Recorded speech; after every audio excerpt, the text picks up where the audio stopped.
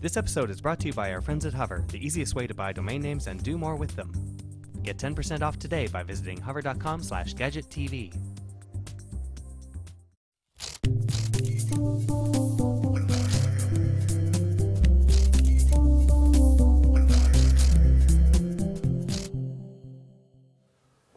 Hi, this is Andrew Moore Crispin for Gadget TV on Butterscotch.com, and today we're taking a look at the new Apple TV. You can get this device for between $100 and $120, depending where you're shopping. Now, as you can see, it is a very, very tiny device. If I put my hands in here for context, comes with this aluminum-clad remote in the box. A couple buttons here: menu, play, directional pad here for navigation, and an action button on the top here. Now let's take a look at the device itself. If we take a quick look on the back here, you can see that we have a power connection.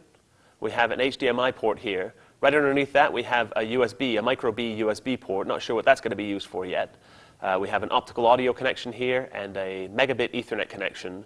It also on board has 802.11b, G, and N. Now, N is probably the standard you're going to be wanting to work with if you do have an N network at home, because it has a much wider bandwidth, which will be very helpful when you're streaming your TV shows either off the internet or over your home network.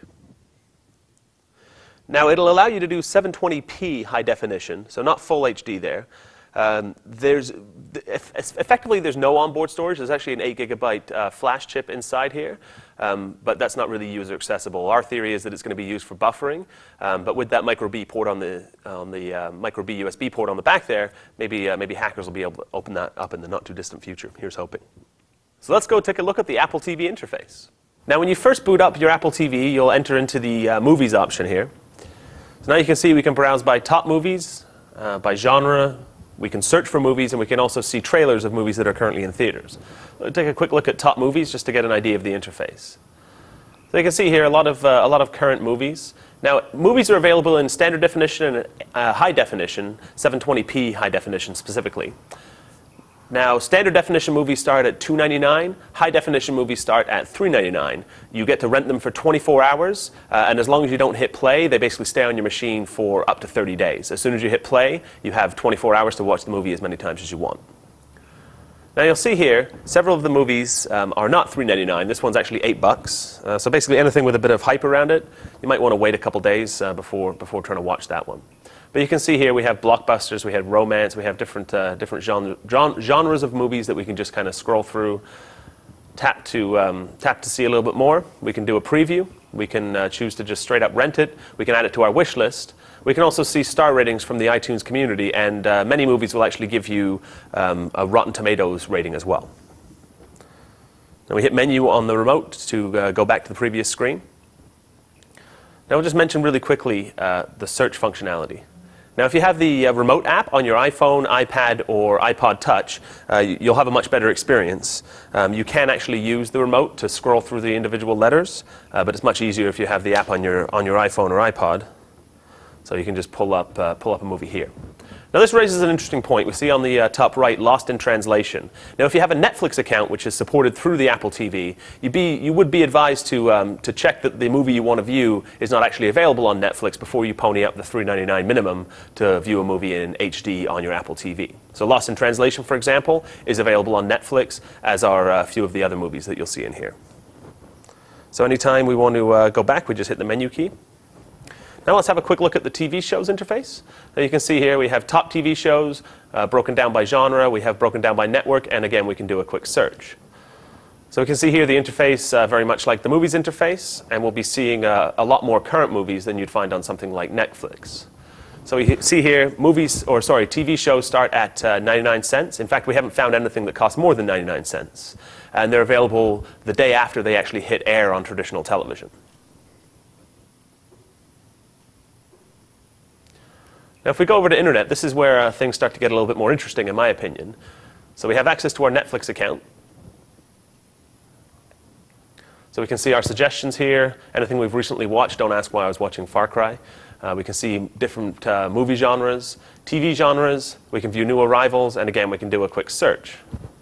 So just to really bring the point home, if we do a quick search for Lost here, I'm going to use the remote in this case. So we can see here, included with our subscription, second from the top, Lost in Translation.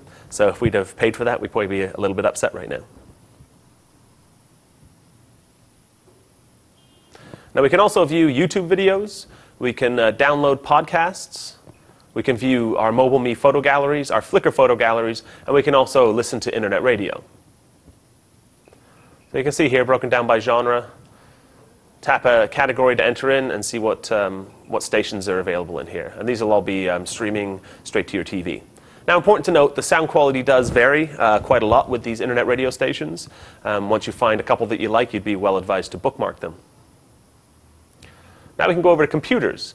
We have to jump through a few hoops in order to add our iTunes library from our computer to our Apple TV. But you can see here, this is my MacBook, which is sitting out of the shot. We can listen to any of the music that we have on our Mac or PC, provided we're using iTunes 10.0 or better.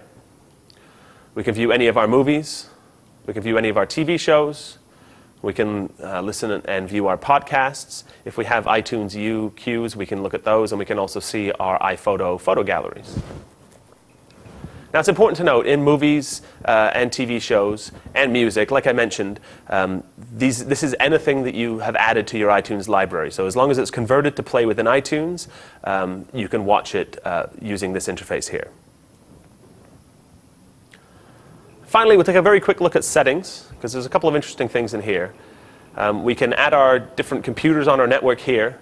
We can also, if we go into General here, this is where we'll actually pair our iTunes remote. So if we have the iTunes remote app running on our iPhone, iPad, or iPod Touch, this is where we'll add it. And that's a free app. And if you do have an iPhone or iPod Touch or an iPad, you would be well advised to add this, because it really does open up the functionality of your Apple TV quite a bit. It's important to note that the Apple TV only supports a few formats. We have H.264, M4Vs, MP4s, and MOVs. We have MPEG-4, and we also have Motion JPEG, MJPEG. Basically, any file that you add to your iTunes library, as long as it's been converted to play within iTunes, will work.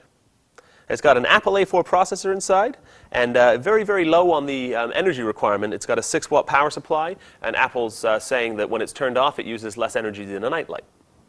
So that's a quick look at the new Apple TV. For Gadget TV, I'm Andrew Moore Crispin. For more sweet stuff, visit butterscotch.com.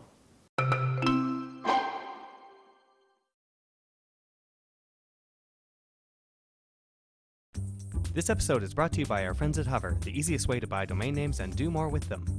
Get 10% off today by visiting hover.com/gadgettv.